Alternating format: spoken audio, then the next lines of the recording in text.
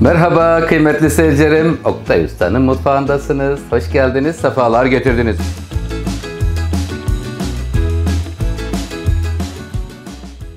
Köftemiz için gerekli olan malzemeleri hızlıca paylaşıyorum sizler ile. Sevgili seyircilerim, burada hemen şöyle yerleştireyim. 1,5 su bardağı ince köftelik, kısırlık bulgur. 1 çay bardağı irmik. Burası köftenin ana malzemesi bölümüne devam ediyorum. Yarım çay bardağı sıvı yağ ihtiyacımız var. 2 çorba kaşığı salça, biber ve domates salçası karışık. 1 tane yumurta, yoğurt üzerinde isteğe bağlı olarak kalacak. Burada ise maydanoz, 2 tane domates, 5-6 diş sarımsak, tuz, karabiberle birlikte güzel hazırlanmış bir fellah köftesi olacak. 2 kaşık da una ihtiyacımız var. Şimdi ama öncelikle yapmamız gereken işlem, burada 1,5 su bardağı bulgurumuz var. Üzerine de 1,5 su bardağı su döküp önce bir demlendireceğiz. Bismillahirrahmanirrahim. İnce bulgur. Evet, bulguru aldım. Buranın üzerine kıymetli seyircilerim 1,5 su bardağı su döküyorum. Bu büyük 250'lik olduğu için tam doldurmadım, bakın. Şöyle Bismillahirrahmanirrahim. Evet. Hemen suyu döküyorum. Hızlıca şöyle bir sallıyorum ve hiç bekletmeden hemen kapatmamız gerekiyor. Ya bir kapak olabilir veya bir streç film olabilir. Üzerine kapatıyoruz ki demlensin. Bir 10 dakika bu şekliyle demlendiriyoruz. Bulgur şişiyor. Ondan sonra içine yumurta, irmik, un, salça, biraz su, tuzunu, karabiberini verip yoğurmaya başlıyoruz. Ama önceki 10 dakika demlendiriyorum. Bakın baloncuk olmaya başladı, üzeri buharlandı sevgili seyircilerim.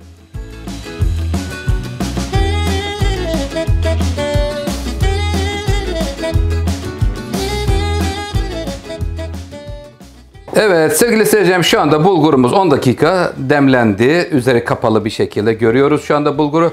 Buranın üzerine şimdi ne geliyor? İrmik geliyor. Bismillahirrahmanirrahim. 1 çay bardağı irmik ekliyorum. İrmiği de koydum. Hemen karıştırayım.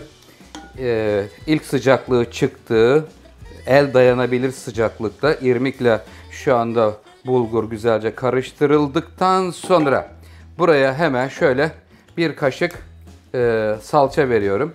Ama kırmızı olsun dersek buraya bir kaşık atayım, ben buraya bir kaşık daha ilave edeyim. Çünkü şurası aynı zamanda sosun salçası olacak sevgili seyircilerim. Hemen baharatlarını verelim. Şöyle 1 tatlı kaşığı pul biber, 1 tatlı kaşığı tuz, fazla olmasın sevgili seyircilerim. Hemen peşinden 1 çay kaşığı kimyon içine. Sevgiyle kimyonu da aldıktan sonra karabiber kırıyorum değirmeninden. Sevdiğiniz baharatları istediğiniz miktarlarda koyabilirsiniz. Ne seviyorsanız sevgili seyircilerim. Evet, karabiberini de kırdım.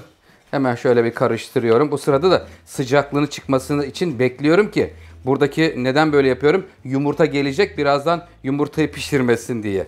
İlk sıcaklığını çıkartmaya çalışıyorum, bakın. Şöyle salçayı güzelce kaşıkla ezdim.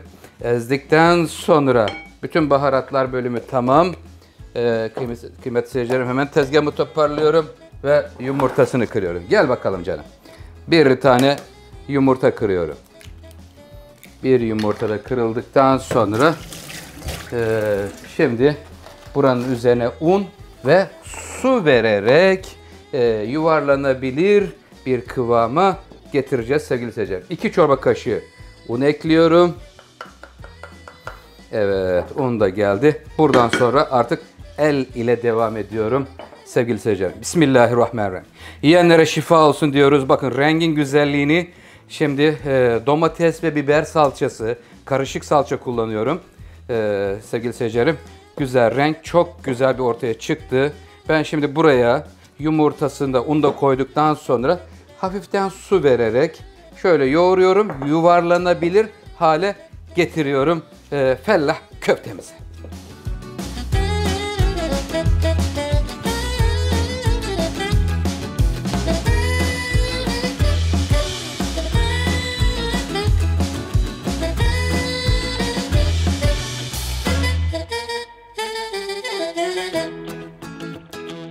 Sevgili seyircilerim, çıkan miktarı görüyoruz şu anda.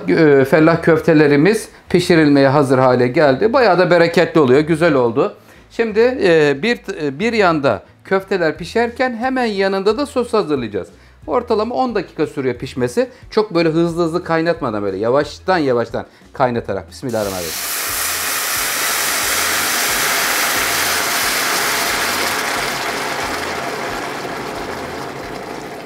Özür diliyorum çevreye vermiş olduğum rahatsızlıktan dolayı.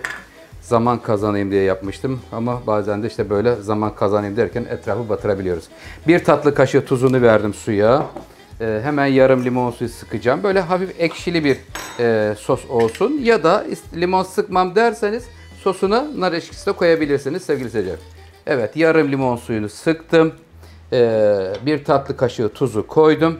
Kaynadığı anda köfteleri hemen içine alacağım. Canım kaynar mısın rica etsem?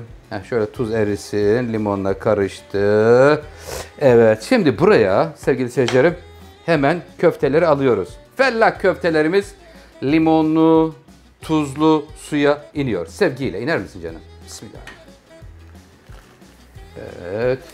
1,5 su bardağı sevgili seyircilerim irmikten özür dilerim, bulgurdan hazırladım. Ne kadar çıktığını da göreceğiz. Kişi sayısına göre miktarı çoğaltabilirsiniz ya da azaltabilirsiniz. Açıklamalar bölümüne malzeme listesini sizler için paylaşacağım.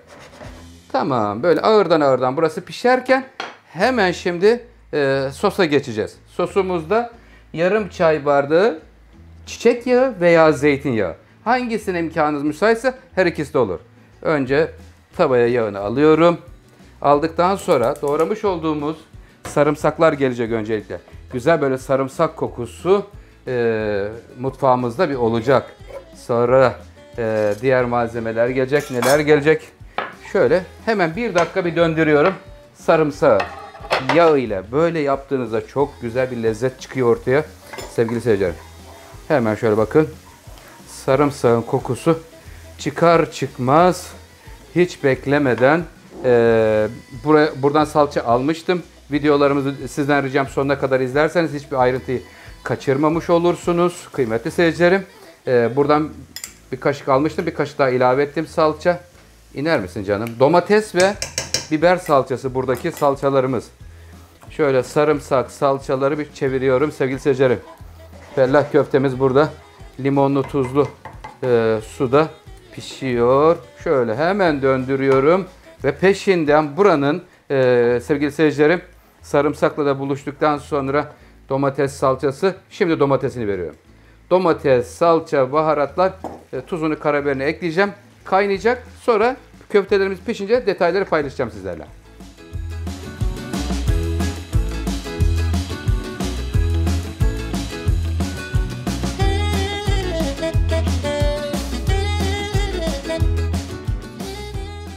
Sevgili seyircilerim sosumuz gerçekten çok güzel koktu. Biraz kıvamını burada akıcı hale getirebilmek için pişirdiğim köftelerin, bulgur köftelerinin suyundan veriyorum. Çünkü kıvamlaştırmam gerekiyor burayı.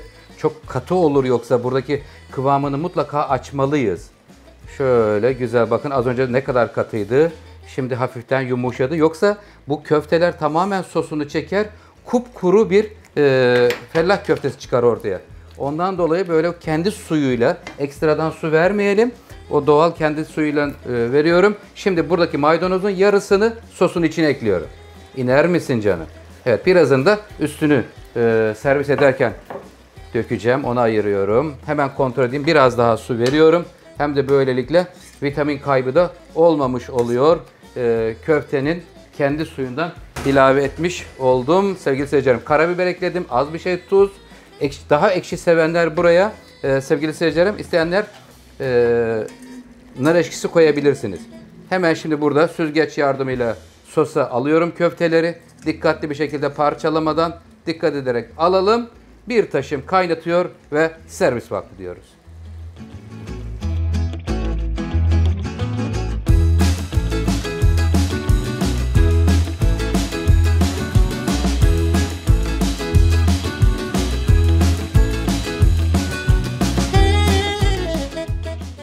Sevgili seyircilerim, fellah köftemiz Çok güzel oldu. Yakından görmek ister misiniz? Şu güzelliğe bakın. Ya Rabbi, bol sosuyla birlikte. Aman baştan kuru tutmayın. Çünkü sosunu çeker bulgur. Ondan dolayı söylüyorum. Ne kadar bol soslu olursa o kadar güzel olur. Subhanallah. Rabbim ne güzel nimetler veriyorsun bize. Allah'ım sana sonsuz şükürler olsun ya Rabbi. Yapmış olduğumuz ölçüden de ne kadar çıktığını da şimdi sizlerle paylaşacağım sevgili seyircilerim. Büyük bir servis kabının içine sevgiyle, sosuyla birlikte tamamını indiriyorum. Sarımsağı bol. İçinde güzel şöyle domates ve biber salçası. Allah Allah. Şöyle sevgiyle yayıyorum. Sevgili seyircilerim, isterseniz üzerine yoğurt koyabilirsiniz. Ben yoğurdu hazır hale getirdim. Yoğurtlu sevenler yoğurt koyabilirler diye. Burada yoğurt hazır. Yanına koyacağım şuraya. Buranın üzerine ayırmış olduğum maydanozdan servis ediyor ve yemeğimiz servise hazırdır. İnşallah sofralarınızda bereket olur. Sevgili seyircilerim, çok güzel bir lezzet oldu. Hem ekonomik hem müthiş bir tat ortaya çıktı sizler için. İnşallah yeni videolarımda, yeni lezzetlerde buluşmak ümidiyle kendinize iyi bakın. Hoşça kalın, sağlık kalın, Allah'a emanet olun. Burayı da unutmayın lütfen. Hoşça kalın.